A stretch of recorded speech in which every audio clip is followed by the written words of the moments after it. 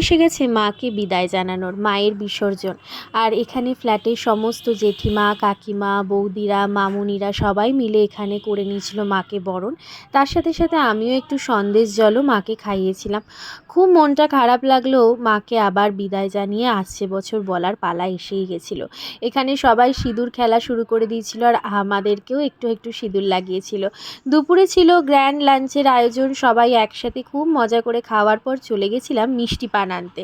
তারপর এখানে এত আনন্দ হুল্লোড় করতে করতে মাকে গাড়িতে করে নিয়ে গঙ্গার দিকে রওনা হলাম আমরা। খুব মজা করতে করতে যাচ্ছিলাম, তবে সত্যি কথা বলতে মনটা বেশ খারাপ লাগে, কারণ আবারও একটা বছরের অপেক্ষা। আর এই মুহূর্তটা তো বলার কথা নয়। আসছে বছর আবার এসো, সবাইকে সুস্থ রেখো, ভালো রেখো, এটাই বলার মায়ের কাছে।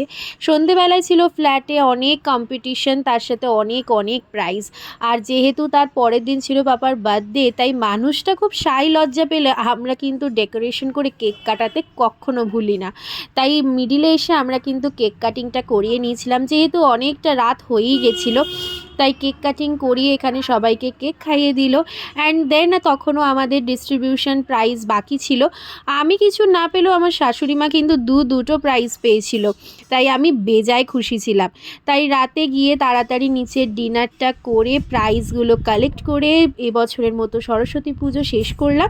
আসছে বছর আবার হবে।